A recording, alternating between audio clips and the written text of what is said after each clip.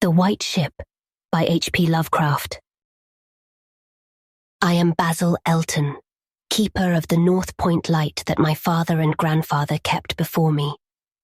Far from the shore stands the grey lighthouse, above sunken slimy rocks that are seen when the tide is low, but unseen when the tide is high. Past that beacon for a century have swept the majestic barks of the seven seas. In the days of my grandfather there were many. In the days of my father, not so many, and now there are so few that I sometimes feel strangely alone, as though I were the last man on our planet. From far shores came those white-sailed argosies of old. From far eastern shores where warm suns shine and sweet odours linger about strange gardens and gay temples. The old captains of the sea came often to my grandfather and told him of these things, which in turn he told to my father. And my father told to me in the long autumn evenings when the wind howled eerily from the east. And I have read more of these things, and of many things besides, in the books men gave me when I was young and filled with wonder. But more wonderful than the lore of old men and the lore of books is the secret lore of ocean. Blue, green, grey, white or black, smooth, ruffled or mountainous, that ocean is not silent. All my days have I watched it and listened to it, and I know it well. At first it told to me only the plain little tales of calm beaches and near ports, but with the years it grew more friendly and spoke of other things, of things more strange and more distant in space and in time. Sometimes at twilight the grey vapours of the horizon have parted to grant me glimpses of the ways beyond, and sometimes at night the deep waters of the sea have grown clear and phosphorescent, to grant me glimpses of the ways beneath. And these glimpses have been as often of the ways that were, and the ways that might be, as of the ways that are. For ocean is more ancient than the mountains, and freighted with the memories and the dreams of time. Out of the south, it was that the white ship used to come when the moon was full and high in the heavens. Out of the south, it would glide very smoothly and silently over the sea. And whether the sea was rough or calm, and whether the wind was friendly or adverse, it would always glide smoothly and silently, its sails distant, and its long, strange tiers of oars moving rhythmically. One night I espied upon the deck a man, bearded and robed, and he seemed to beckon me to embark for fair unknown shores. Many times afterward I saw him under the full moon, and ever did he beckon me. Very brightly did the moon shine on the night I answered the call, and I walked out over the waters to the white ship on a bridge of moonbeams. The man who had beckoned now spoke a welcome to me in a soft language I seemed to know well, and the hours were filled with soft songs of the oarsmen as we glided away into a mysterious south, golden with the glow of that full, mellow moon. And when the day dawned, rosy and effulgent, I beheld the green shore of far lands, bright and beautiful, and to me unknown. Up from the sea rose lordly terraces of verdure, tree-studded, and showing here and there the gleaming white roofs and colonnades of strange temples. As we drew nearer the green shore, the bearded man told me of that land, the land of Zar, where dwell all the dreams and thoughts of beauty that come to men once and then are forgotten. And when I looked upon the terraces again, I saw that what he said was true, for among the sights before me were many things I had once seen through the mists, beyond the horizon, and in the phosphorescent depths of ocean. There too were forms and fantasies more splendid than any I had ever known. The visions of young poets who died in want before the world could learn of what they had seen and dreamed. But we did not set foot upon the sloping meadows of Zar, for it is told that he who treads them may never more return to his native shore. As the white ship sailed silently away from the temple terraces of Zar, we beheld on the distant horizon ahead the spires of a mighty city, and the bearded man said to me, "This is Thalarion, the city of 1,000 wonders, wherein reside all those mysteries that man has striven in vain to fathom."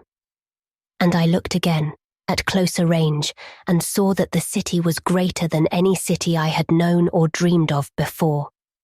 Into the sky the spires of its temples reached, so that no man might behold their peaks.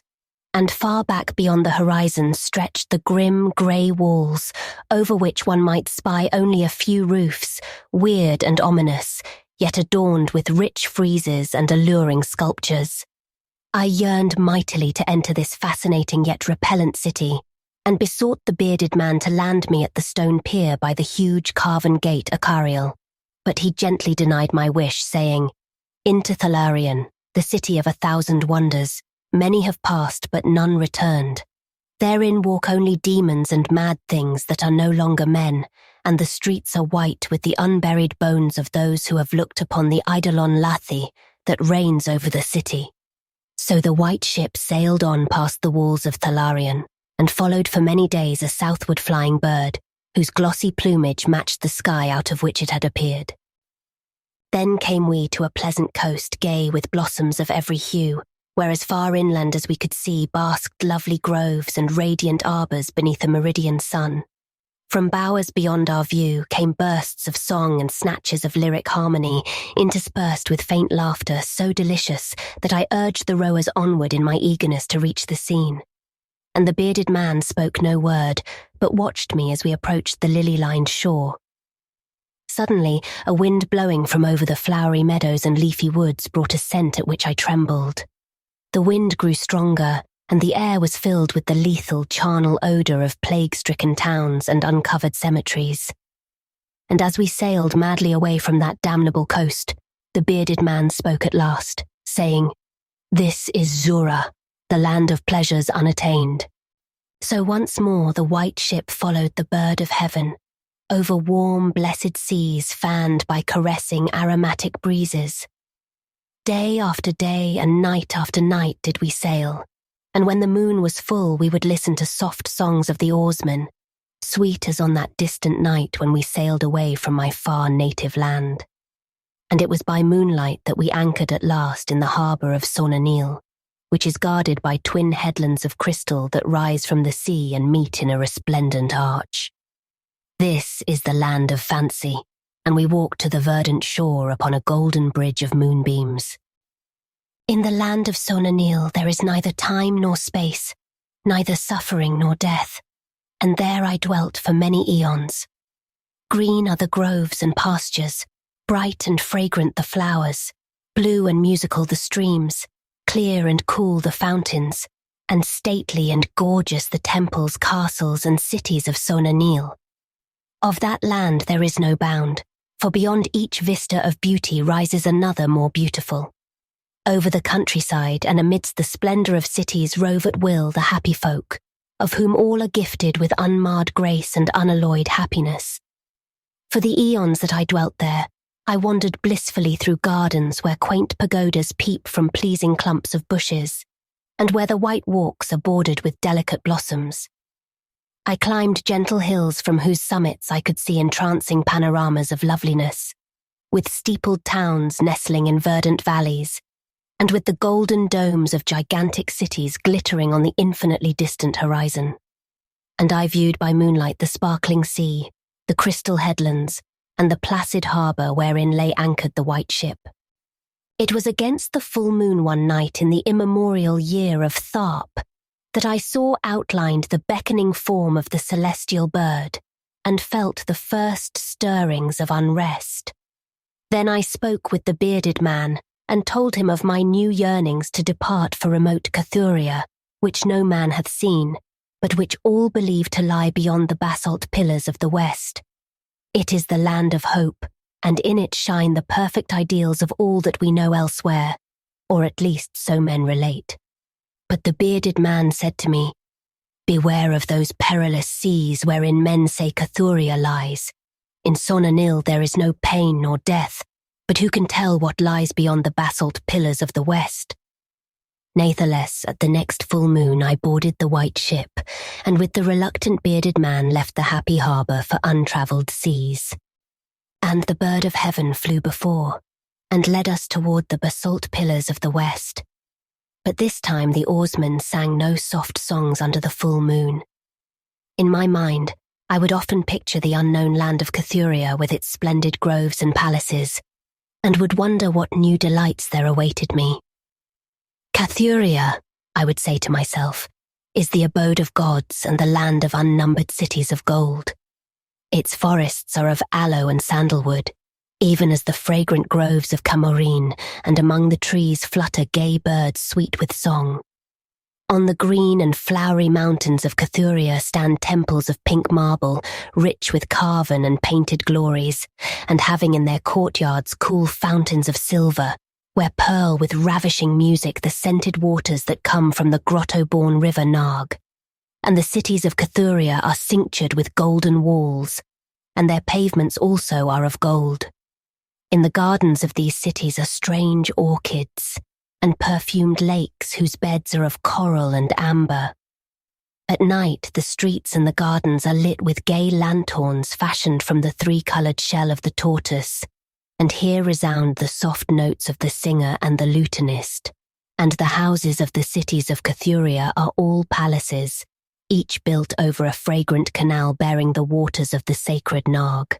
Of marble and porphyry are the houses, and roofed with glittering gold that reflects the rays of the sun and enhances the splendour of the cities as blissful gods view them from the distant peaks. Fairest of all is the palace of the great monarch Dorieb, whom some say to be a demigod, and others a god. High is the palace of Dorieb, and many are the turrets of marble upon its walls. In its wide halls many multitudes assemble, and here hang the trophies of the ages, and the roof is of pure gold, set upon tall pillars of ruby and azure, and having such carven figures of gods and heroes that he who looks up to those heights seems to gaze upon the living Olympus. And the floor of the palace is of glass, under which flow the cunningly lighted waters of the Narg, gay with gaudy fish not known beyond the bounds of lovely Cathuria. Thus would I speak to myself of Cathuria, but ever would the bearded man warn me to turn back to the happy shores of Sonanil. For Sonanil is known of men, while none hath ever beheld Cathuria. And on the 31st day that we followed the bird, we beheld the basalt pillars of the west. Shrouded in mist they were, so that no man might peer beyond them or see their summits, which indeed some say reach even to the heavens. And the bearded man again implored me to turn back, but I heeded him not, for from the mists beyond the basalt pillars, I fancied there came the notes of singer and lutenist, sweeter than the sweetest songs of Sonanil, and sounding mine own praises, the praises of me, who had voyaged far under the full moon and dwelt in the land of fancy. So to the sound of melody, the white ship sailed into the mist betwixt the basalt pillars of the west. And when the music ceased and the mist lifted, we beheld not the land of Cathuria, but a swift rushing resistless sea, over which our helpless bark was borne toward some unknown goal. Soon to our ears came the distant thunder of falling waters, and to our eyes appeared on the far horizon ahead the titanic spray of a monstrous cataract, wherein the oceans of the world drop down to abysmal nothingness. Then did the bearded man say to me with tears on his cheek, "We have rejected the beautiful land of Sonanil, which we may never behold again. The gods are greater than men, and they have conquered." And I closed my eyes before the crash that I knew would come, shutting out the sight of the celestial bird which flapped its mocking blue wings over the brink of the torrent. Out of that crash came darkness, and I heard the shrieking of men and of things which were not men. From the east tempestuous winds arose and chilled me as I crouched on the slab of damp stone which had risen beneath my feet. Then, as I heard another crash, I opened my eyes and beheld myself upon the platform of that lighthouse from whence I had sailed so many eons ago. In the darkness below there loomed the vast blurred outlines of a vessel breaking up on the cruel rocks, and as I glanced out over the waste, I saw that the light had failed for the first time since my grandfather had assumed its care. And in the later watches of the night, when I went within the tower, I saw on the wall a calendar which still remained as when I had left it at the hour I sailed away. With the dawn I descended the tower and looked for wreckage upon the rocks, but what I found was only this: a strange dead bird whose hue was as of the azure sky, and a single shattered spar, of a whiteness greater than that of the wave-tips or of the mountain snow. And thereafter, the ocean told me its secrets no more. And though many times since has the moon shone full and high in the heavens, the white ship from the south came never again.